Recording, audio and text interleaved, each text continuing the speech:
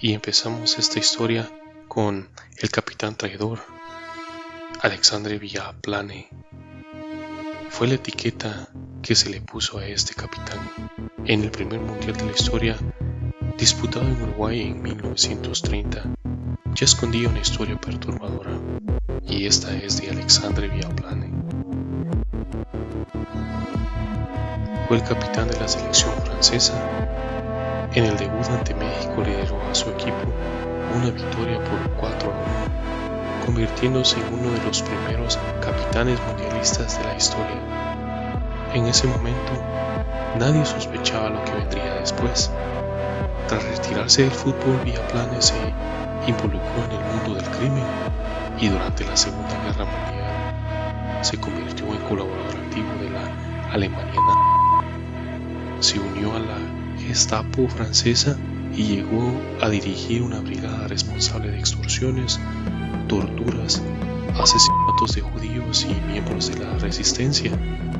No fue un colaborador pasivo, participó directamente en ejecuciones y en 1944 fue arrestado, juzgado por traición y crímenes de guerra, ejecutado por fusilamiento el 27 de diciembre de 1944. De capitán mundialista a criminal de guerra. Un recordatorio brutal de cómo el fútbol no siempre separa a los héroes de los monstruos. Y pasamos a Italia de 1934, la sombra de Mussolini. 4 años después del primer mundial, bajo el régimen fascista de Benito Mussolini, en Italia se celebró y se llevó a cabo este mundial. Para el dictador, ganar el torneo no era solo una cuestión deportiva, era propaganda política. El fútbol debía demostrar al mundo la supuesta superioridad del fascismo italiano. Existen testimonios que hablan de amenazas directas a árbitros y selecciones rivales. Mussolini incluso enviaba mensajes intimidantes antes de los partidos clave. En la final ante Checoslovaquia, el árbitro sueco Ivan Eklund cenó con el dictador la noche anterior y tomó varias decisiones muy cuestionadas durante el partido. Italia ganó 2-1 en la prórroga, pero la duda quedó sembrada para siempre. Este Mundial de Italia en 1934 marcó uno de los primeros grandes precedentes de manipulación política en el fútbol moderno.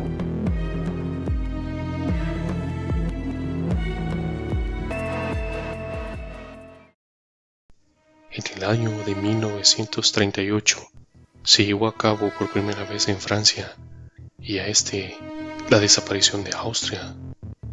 El Mundial del 1938 estuvo condicionado por la expansión del nazismo en Europa. Austria ya estaba clasificada, pero tras la anexión por parte de la Alemania nazi, su selección fue disuelta. Los jugadores fueron presionados para representar a Alemania en vez de Austria. Algunos aceptaron, otros por supuesto se negaron y huyeron del país debido al conflicto que se estaba llevando a cabo. La FIFA permitió esta fusión forzada, borrando a una selección histórica del mapa futbolístico, y no fue solo un escándalo deportivo, fue una rendición política del fútbol ante el poder militar en su tiempo contra la Alemania nazi. Y ahora trofeo robado. La final de 1966 sigue generando debate. Jules Rimet había sido robado. Apareció misteriosamente gracias a un perro llamado Pickles. Para muchos, todo el torneo pareció envuelto en una nube de coincidencias demasiado convenientes para Inglaterra. Y nos trasladamos ahora al año de 1978 en Argentina, y este mundial lo titularon muchos como el mundial bajo la dictadura. Argentina llegaba al mundial de 1978 gobernada por una de las dictaduras más brutales de América Latina. Mientras los estadios se llenaban de banderas y cánticos, pocos kilómetros funcionaban centros clandestinos de detención donde miles de personas eran torturadas y desaparecidas. En lo deportivo, el momento clave fue el partido ante Perú. Argentina necesitaba ganar por 4 goles de diferencia para superar a Brasil en la tabla. El resultado final fue un 6-0. Tardaron en aparecer presiones políticas, acuerdos diplomáticos, envíos de grano a Perú, desbloqueo de fondos financieros y hasta visitas de altos mandos militares argentinos al vestuario peruano antes del partido. Nada se probó oficialmente, pero tampoco se investigó a fondo. El arquero peruano Ramón Quiroga, nacido en Argentina, tuvo un rendimiento muy cuestionado. Años después, varios protagonistas admitieron que el ambiente fue extraño y tenso. Argentina terminó ganando el Mundial en casa. El régimen obtuvo la foto perfecta para el mundo. Mientras tanto, el país vivía uno de los capítulos más oscuros de su historia. Para muchos historiadores, el fútbol fue utilizado como anestesia social, una cortina de humo para ocultar el horror que se vivía.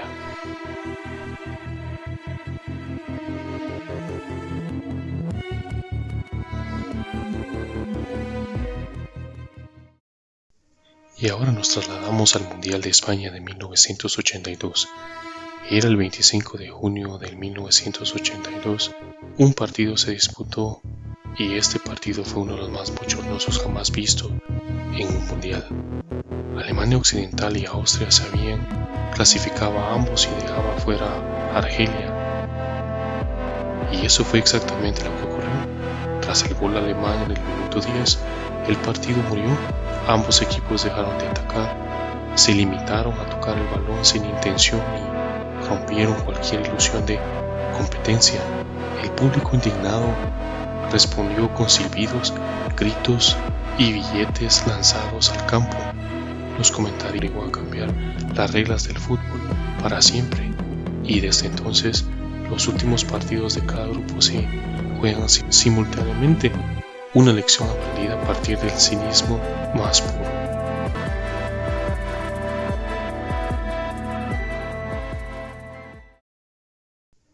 Y continuó junto al arquero y golpeó el balón con su mano.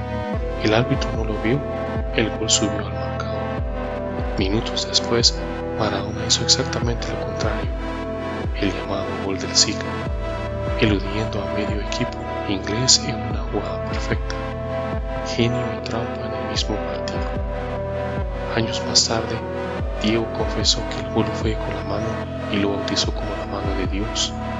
Para muchos argentinos fue justicia poética tras la guerra de las Malvinas, para otros un fraude que cambió la historia del mundial y de la cultura pop. Un solo error arbitral bastó para traer un mundial entero y convertir a Maradona en leyenda y en villano a la misma vez.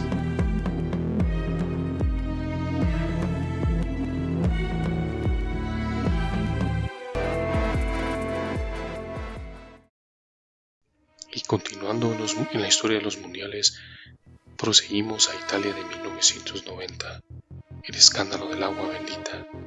En los octavos de final, Argentina contra Brasil, un clásico sudamericano cargado de tensión. Brasil dominaba el partido y parecía superior antes. Carlos Bilardo, entrenador argentino, nunca lo negó del todo y llegó a insinuar que esas prácticas eran habituales en esa época. Nunca se comprobó nada oficialmente, ya que la FIFA no investigó más allá y no sancionó. Pero el mito quedó instalado para siempre en la historia del fútbol sudamericano.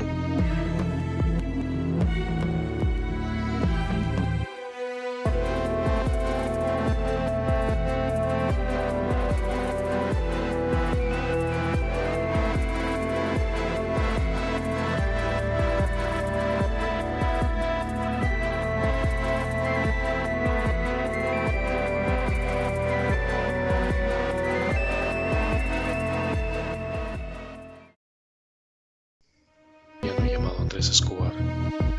En esta ocasión Colombia llegaba a Estados Unidos como una de las selecciones favoritas.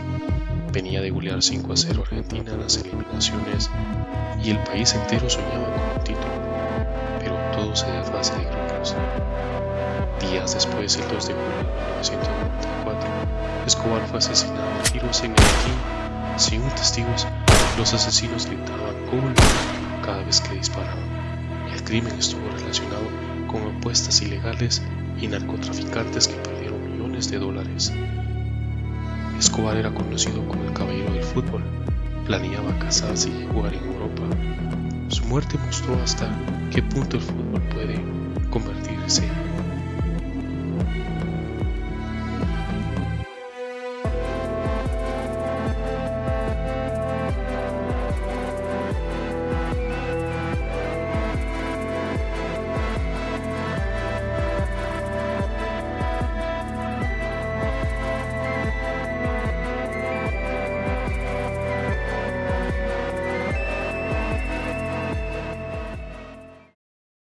Y viajando ahora en el tiempo, llegamos a Francia 98. Este nos dejó un relato. ¿Jugó claramente afectado? Aún no lo sabemos. Nos trasladamos ahora al Mundial de Brasil del 2014.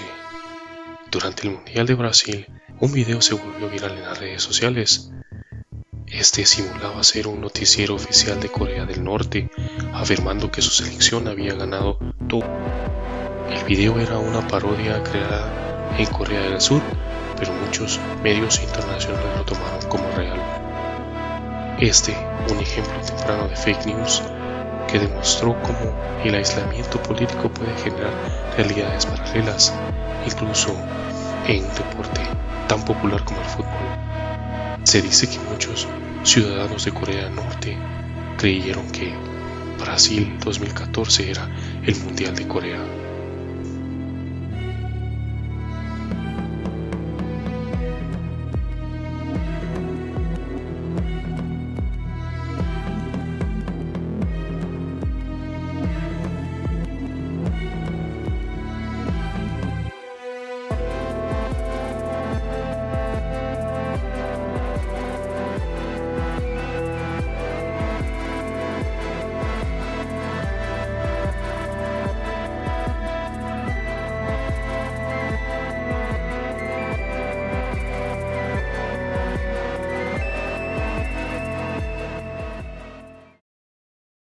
Y continuando con nuestras historias de los mundiales, el último Qatar 2022, siendo el mundial más polémico hasta el momento.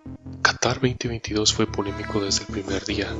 La adjudicación estuvo marcada por acusaciones de sobornos masivos. Dirigentes de la FIFA fueron suspendidos de por vida.